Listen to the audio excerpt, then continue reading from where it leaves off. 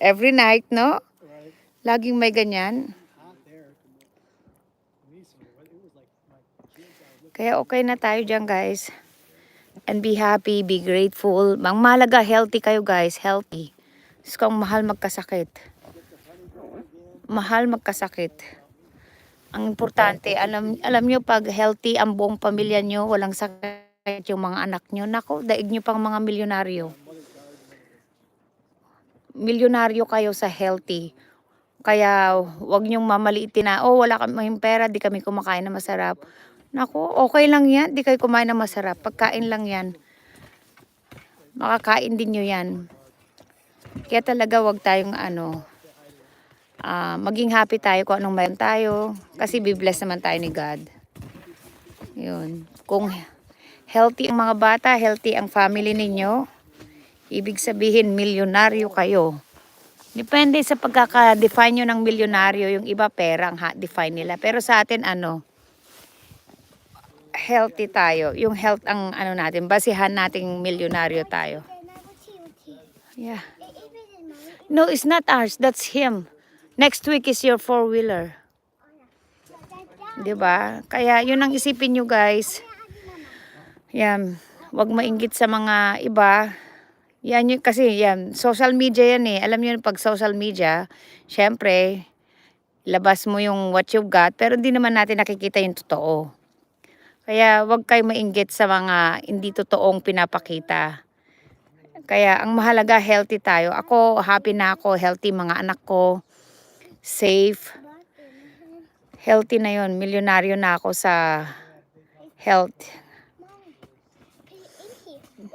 Diba? Yun ang isipin nyo, guys. Wag magalit kung hindi kayo pera lang yan, guys. Alam ko madaling magsalita, pero wag nyong sasaktan yung sarili nyo. And then maging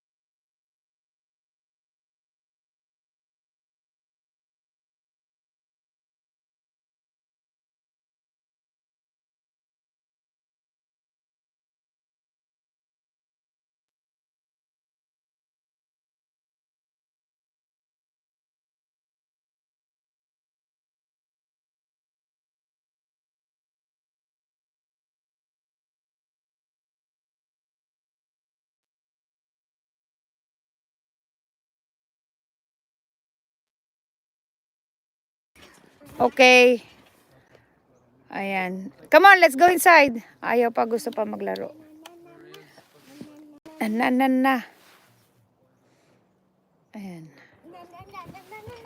Na. O yan, si MJ nandyan. Agree. Oo. Alam niyo, nakaka-pressure talaga ang social media. Kailangan talaga maging aware tayo na ang social media ay ganun lang. Ano lang yun, face value lang. Hindi totoo ang mga pinoportray sa Facebook.